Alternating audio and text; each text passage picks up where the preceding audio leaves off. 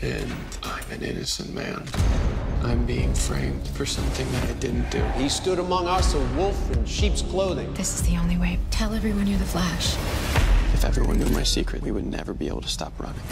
Alright you guys, so I've been focusing recently on Marvel's Agents of S.H.I.E.L.D. more than anything else. The show has basically just returned and is doing better than anything else that is comic book related, serialized, and airing on TV during this period. But I do think it is about time we talk some Flash, especially with the entire Trial of the Flash hype going all over the place. So basically, welcome back everyone to another one of my The Flash Season 4 videos. Now the core of what I'm going to be doing here is I'm going to be discussing the Trial of the Flash, both as a comic book arc and as a possible arc on the series. But let it be known that my core assumption in the making of this video happens to be that the honeymoon phase you've all had with the fall finale is kind of over. So this video is pretty much going to end up being either a downer or a reality check. It depends really on how you see it. So, I'm gonna be discussing possible scenarios, best case, worst case, and everything in the middle between the two. So Trial of the Flash, a real amazing comic book arc, really good.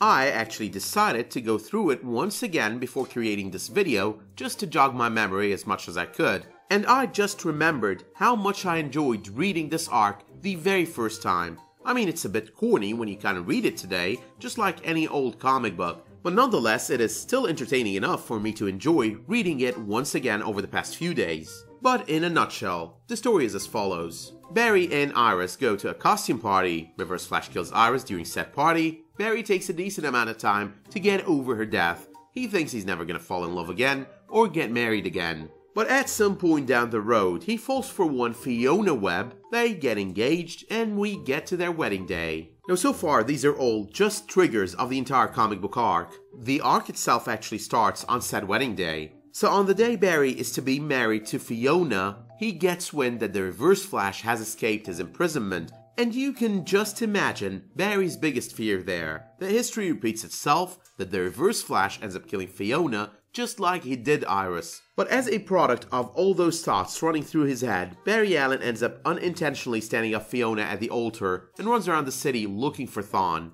Now once he finds him, he basically keeps chasing him all over Central City until they are both right outside the church where Barry is to be married. Coincidentally though, and at that point, a now broken-hearted Fiona has stepped out on her way to leave. And right there it all happens so fast. Thawne sees her, runs for her, tries to kill her, only for Barry to end up stopping him and snapping his neck. But so far, the man who snapped the Reverse Flash's neck is the Flash and not Barry Allen. The man who gets arrested is the Flash and no one really knows who's behind the costume. Even the Central City Police Department, they cut him some slack for his generally known heroism, so nothing of the usual, no fingerprinting, no nothing. So there you go, the very first couple of variations I'm gonna be building on over here. In the original arc, Barry did actually kill someone. He did it as the Flash and not as Barry Allen, and no one over there knew that the Flash is actually Barry Allen. But anyway, the arc continues a bit on every issue that follows. Barry just has to end up dealing with one of the rogues on each and every one of those issues, while we get a minor development on his current situation. Now Barry's first lawyer gets almost killed in an attempt on his life, so his partner takes over the case, and her name happens to be Cecile Horton, which makes the series Cecile a version of the comic book character. But there is a major difference when it comes to Cecile though. Our Cecile knows Barry well and cares for him, while the comic book version is defending him as part of doing her job and because she hates to lose. But she does not really know him and she does not really care for him, and when we actually first meet her, she despises him.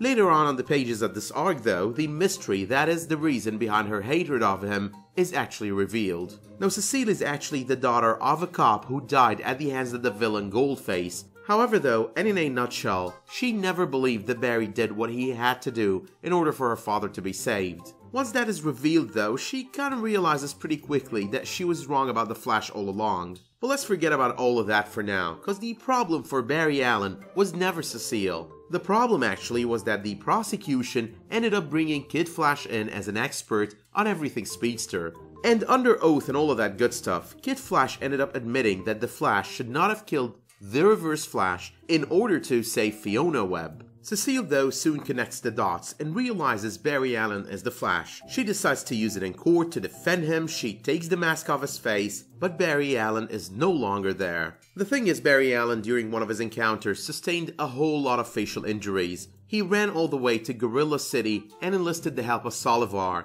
And knowing what he has to go through and that things are gonna get so complicated for him he might have to start his life over again, he pretty much opts for face-altering plastic surgery. So in all cases, Cecile's planned defense of the Flash doesn't really work. Now 25 issues into this arc, we come to realize that the Reverse Flash is somehow still alive. And he's basically wreaking havoc all over Central City. But all the havoc he's wreaking is nothing compared to what he does on the 26th issue of this arc. So once again, in a nutshell, we've got the jury and they've come to a decision that's basically in favor of Barry. But the Reverse Flash swoops in, takes the place of the head juror, messes with their minds, and Barry is found guilty. But on the final issue of this arc, we get to realize we've been tricked. The Reverse Flash never really came back to life after Barry killed him. That was pretty much one of Abracadabra's tricks. And all he wanted there was to lure Barry out of the 21st century and into the 64th century. However though, and once again, to make a shortened story even shorter, Barry Allen basically ends up being proved innocent, but only after he ends up in the 30th century. And without getting into unnecessary details, when he gets there, he basically realizes that Iris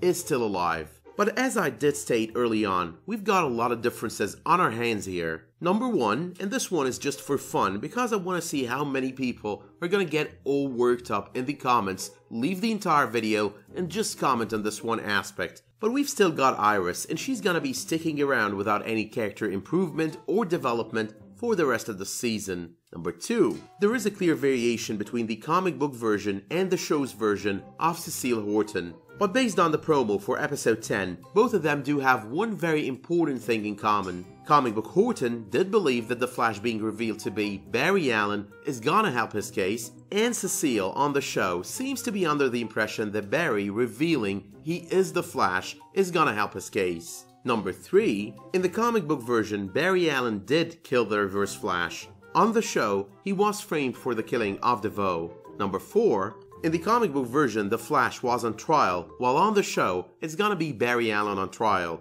So I'm looking at it all and I'm thinking, the story's kind of relatively different.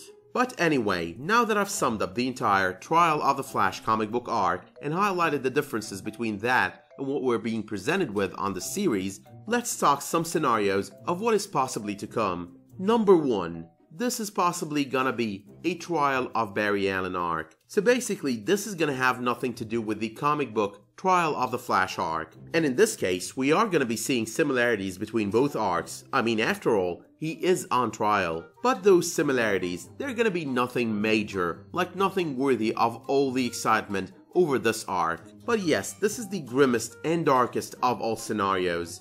Number 2, everything I said in number 1 holds true, except that the showrunners have a plan to give us an entire Trial of the Flash arc on a future season. But moving on to number 3, this is going to be the Trial of the Flash arc, and they're gonna do it sloppy and they're gonna do it bad, just like they did Flashpoint. And if that were to be the case, they are gonna have Barry travel to the future, they're gonna give us some sort of future arc over the course of maybe one episode, and then they're gonna cut it short, and then we're gonna hate it. Number 4, we are actually gonna have a full-on Trial of the Flash arc that will span over the course of so many episodes. Barry Allen is gonna be found guilty, and he's gonna run to the future with the intent of coming back. And he is basically gonna be running to the future as part of him kinda laying low until things cool down back in Central City, until the search for the fugitive that he's gonna become is no longer on top of the CCPD's list. But those are the scenarios, so what can we expect with the best case scenario? Now we've got a bunch of Easter eggs so far as to the future of Barry Allen and his family. We've got the diapers reference on the premiere of the season.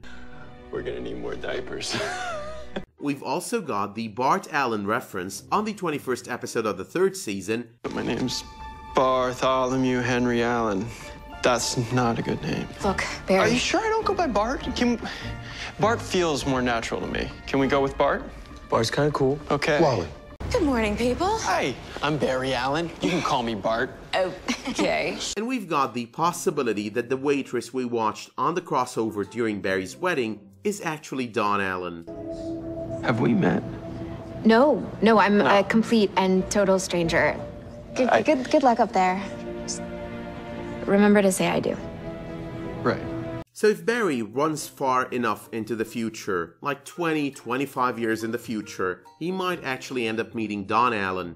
But if he runs even further, he's gonna end up meeting up with Bart Allen, and I know a lot of people are dying to see that happen. But besides Dawn Allen and Bart Allen, I'm expecting as well that the series might end up presenting us with sorta new villains. I mean, it would not make perfect sense if he travels years and years into the future, yet the same villains, the very same villains, are terrorizing Central City. The other option though that could replace introducing multiple new rogues could be the introduction of a B-type villain. Someone who could basically be the villain over the course of that future arc, whether it extends for 2, 3, or 4 episodes. And one of the good suggestions that I've heard online was the introduction of Godspeed. And the credit goes on this one to Superhero Nexus, so I'm going to be linking his channel in the pinned comment down below. But yes, there are a lot of possible things they can do with this arc, just like they could have done a lot of things with Flashpoint. So I'm just hoping they don't rush it and they don't mess it up. I believe I might have mentioned that early on, but the payout for our high expectations over the past 2 years when it comes to the Arrowverse has just been close to nothing.